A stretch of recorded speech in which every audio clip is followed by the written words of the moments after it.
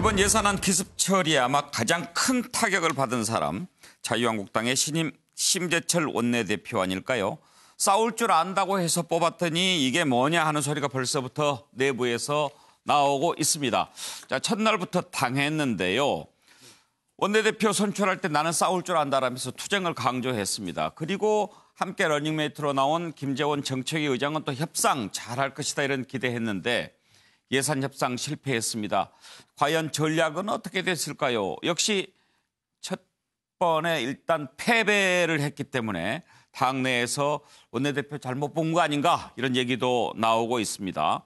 그리고 방금 오영식 의원이 지적하셨듯이 부수법안 수정안 대응도 지금 이미 상대의 수가 읽혔기 때문에 비대위 체제로 가야 되는 거 아니냐 하는 얘기까지 나옵니다. 어디부터 꼬였을까요? 한번 짚어보겠습니다. 녹취 들어볼까요? 오늘은 대한민국 국회가 무너진 날입니다.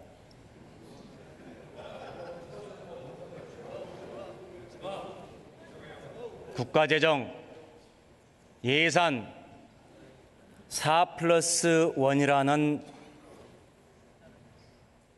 정체불명의 모임에서 4+1이면 어디입니까?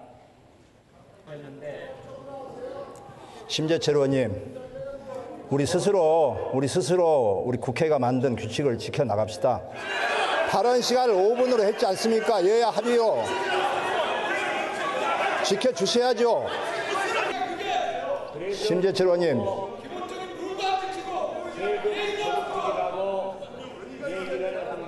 1분 내로 끝내주시기 바랍니다. 1분 후에 종료 선언하겠습니다. 안 돼. 1분 넣으십시오. 이미 15분이 지났습니다. 자, 정숙을 유지해 주시기 바랍니다. 시간 카운트하지 마세요.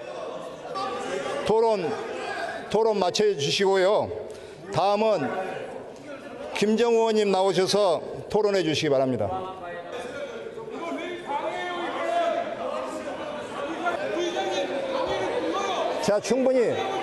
제가 충분히 예우해 드렸습니다.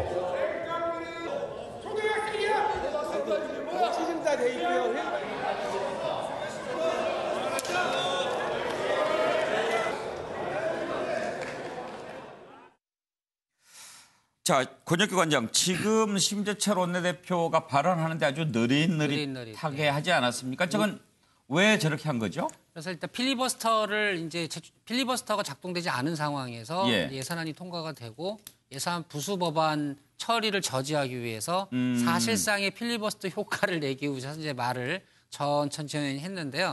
필리버스터가 아니기 때문에 의장의 직권으로 얼마든지 중간중간에 종료를 할 수 있어서. 필리버스터는 사전에 신청해야 됩니까? 그렇죠.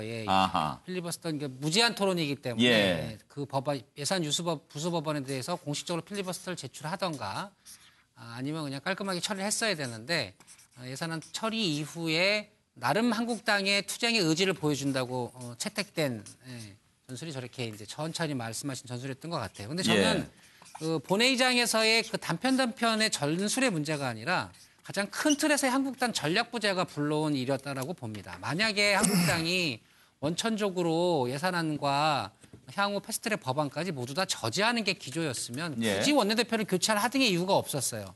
그거는 나경원 원내대표가 제일 잘하고 있지 않았습니까?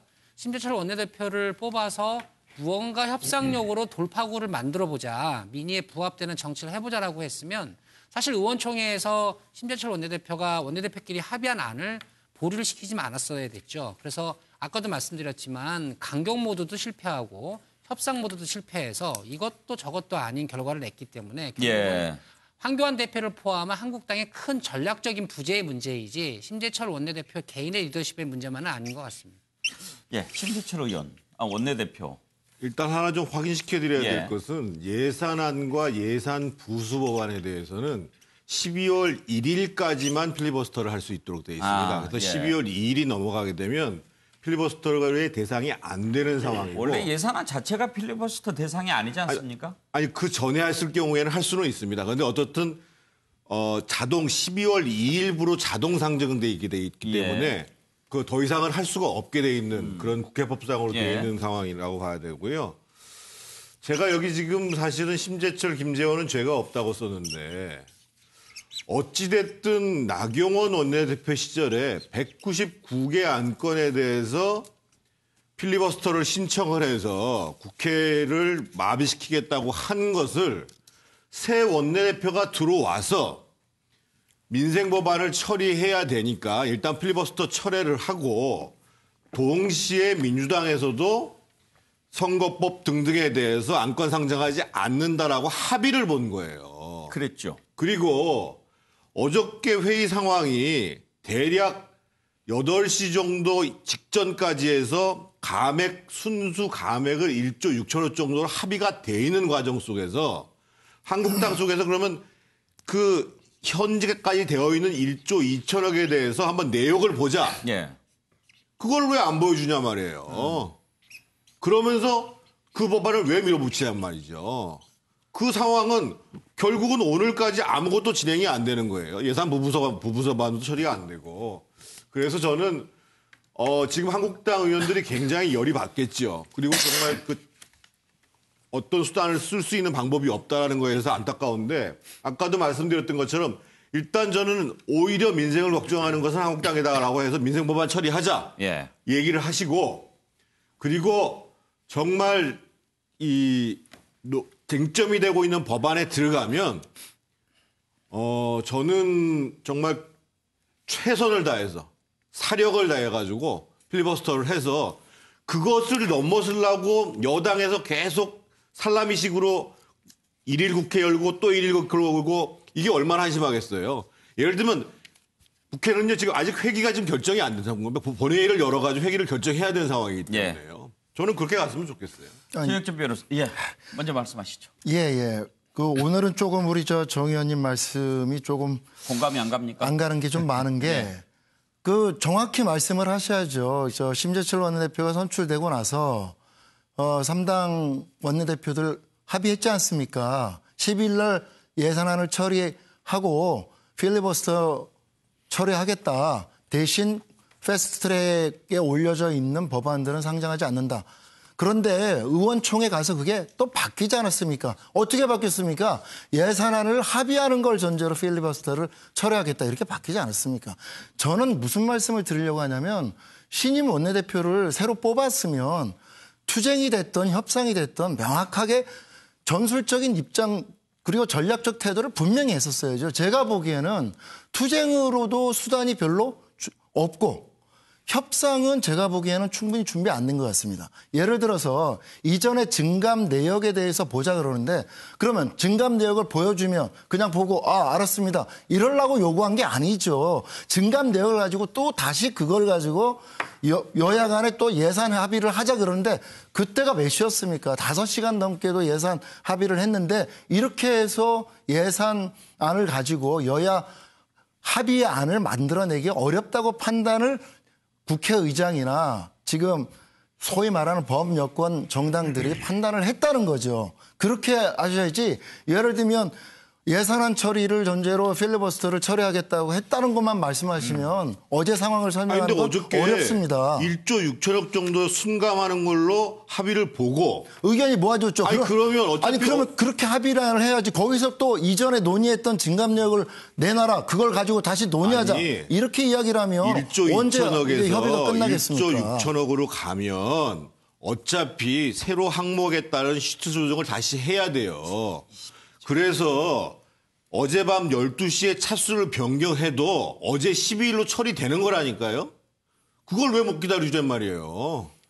못 기다려준 게 아니죠. 지금 말씀하신 것처럼 정태근 의원님이 지금 말씀하는 거로 그 협상장에서 이야기가 됐겠느냐는 거예요. 그렇게 해서 예를 들면 차수 변경해서라도 오늘은 반드시 합의안을 만들어서 처리하겠다라고 심재철 원내대표가 내지는 자유한국당의 간사 의원이 분명히 했다 그러면 그걸 왜 못하겠습니까? 그런 이야기가 없이 내놔라. 그걸 가지고 다시 우리가 검토하겠다. 이런 식으로 나오니까 이게 예산안 여야 협의 과정이 이게 끝이 안 보이는 거죠. 네. 드릴 말씀은 많은데 나중에 하겠습니다.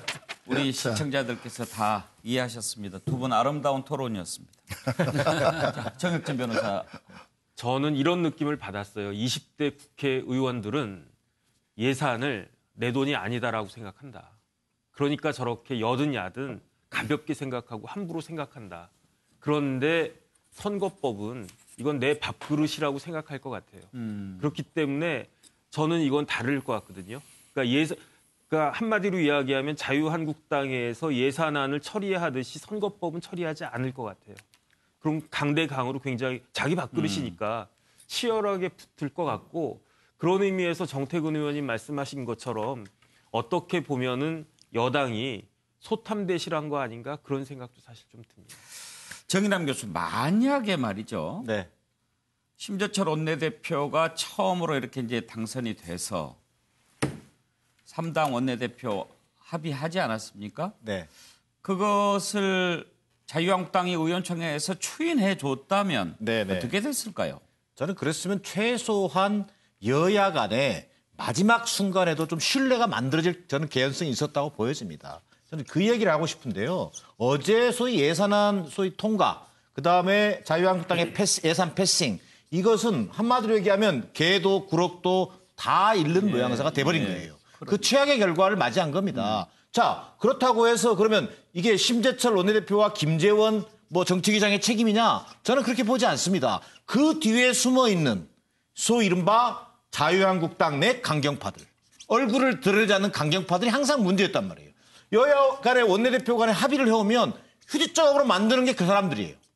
저는 그런 의미에서 여러 실무적인 논의 과정에서 여러 가지 논의가 나올 수 있겠습니다만 저는 여야 간의 그런 신뢰를 회복하기 위해서는 최소한 원내 지도부 간의 합의 자체를 소위 의원총이라는 이름으로 뒤집어버리고 휴지조각 만드는 그런 어떤 못된 그 버릇은 저는 좀 지금이라도 버려야 한다는 생각입니다. 그런 의미에서 본다면 지금 지도부가 흔들리는 것은 한국당이 초래한 자업자득이죠.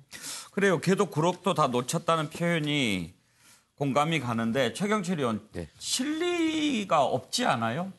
그렇죠. 사실 실리가 없이 좀 많은 것을 잃었죠. 예. 그런데 이게 문제가 뭐냐면 한국당의 새로운 원내 지도부가 민주당을 너무 믿은 거예요. 사실 민주당이 잘해줄 걸로 봤거든요. 어제 상황 민주당이 굉장히 친절한 미소로 나올 줄 알았는데 저녁에 돌변한 거예요. 근데 민주당이 왜 돌변하겠습니까? 민주당도 한국당을 못 믿는 거예요.